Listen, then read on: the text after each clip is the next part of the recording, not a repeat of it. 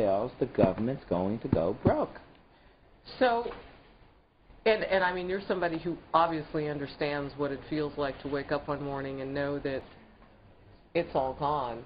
Was there anything about Bernie Madoff that you didn't pick up on that you realize now, oh my gosh, that was a red flag? He was perfect. Well, no one's perfect. In this scam, he was perfect. This scam of the century, scam of a lifetime, scam of the history of the world. This man was perfect. And I've spoken to many, many victims. It's just amazing. I mean, I've spoken to one of the top few hundred richest men in the world, and he was friends with Bernie Madoff. And he didn't know. No.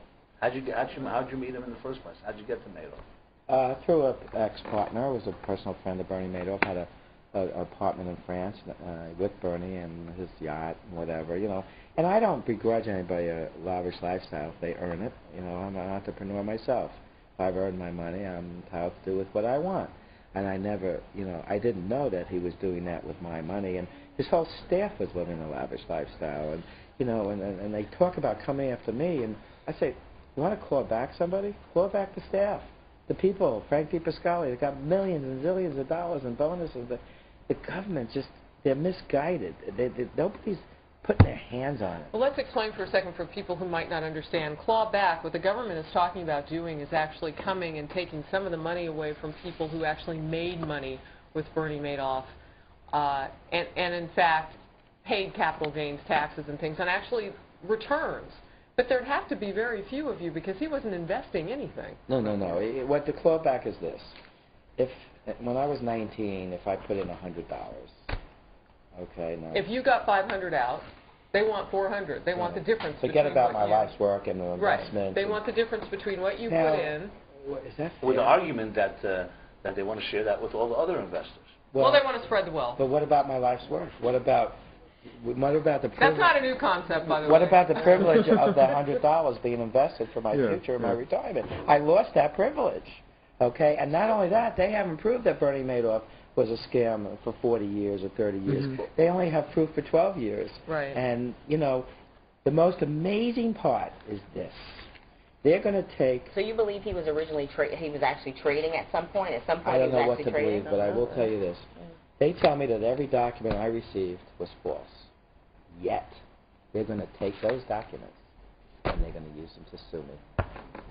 Now, how is that possible? To sue you, why? For clawback. They're going to take his records, which they told me are false. So if they didn't claw back your money, you'd be fine with this whole thing? No. I want my money back. I want my $5 million in income tax I paid over 20 years. But what about, I know a lot of people, because I know State Senator Loretta Weinberg in New Jersey, U.S. Senator Frank Lautenberg also had invested. I know a lot of people, I don't know about them in particular, but I know some other people who I'm friends with who invested, and I won't mention their names, but are going after Bernie Madoff's assets, the estate, to try to retrieve their money. Are you doing any of that? Because there are groups of people getting together to do that. People ask me that all the time, and I just give them one sentence: don't waste your time. We're talking about so much more money than his assets are worth. Okay. But even if the lawyer's doing it pro bono, because some of the lawyers are. Here's numbers that I come up with. The current account value, what the SEC or whatever they say at $50 billion, or even if it's $20 billion, okay, and they recovered $950 million. You're talking 5 cents, 4 cents on the dollar. Yeah. Where did the money go then? I mean, that's the big. Well, the theory is that the money probably went to a few places. It went to his lavish lifestyle, his jets, his airplanes. So it's gone. And then it went to other investors that wanted to take money out to pay the IRS or live on. Mm-hmm. For example, I was speaking to a lady the other day. Her parents are 88 and 92 or whatever. And they had an IRA, and when you're 70 years old, you must take mandatory distributions.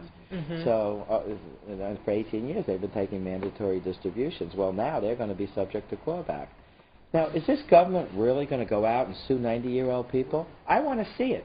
Let me read this email. Well, hold on. You say no? I wouldn't be surprised. I mean, I think that it might start, but I think that think it might start because the law is the law, and so sometimes things go on autopilot Right. when it's on a legal basis, But somebody and has it's to say no. blind, right? But then once people start figuring out what the situation is, I think that. Well, if All the right, law- let me read this one email. I feel for the person who was cheated, and thank you, IRS, for making it worse. I had an accountant who for several years did not use the money that I and many others gave him to pay our taxes, and he kept it. That person now sits in jail, but the IRS acknowledges that this is where my money went. However, they still want $45,000 from me.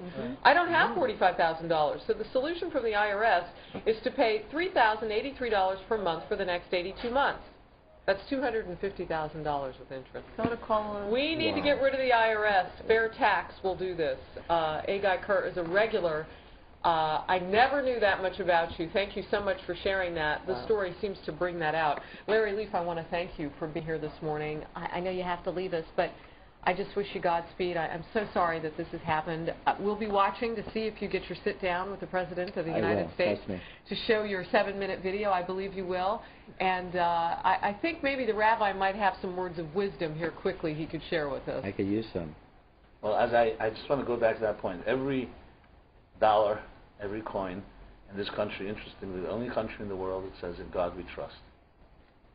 Money, which became now the epitome of greed, corruption, and I think the power of that is enormous, because besides the restitution and that everyone should be getting and justice, I'm completely with you, but after everything is said and done, what does Madoff teach us? There's no trust. You can't trust anyone. Well, what Can't trust institutions. Madoff has taught us not to trust our own government, and there's where the problem lies. We need to relearn that, and they need to earn it.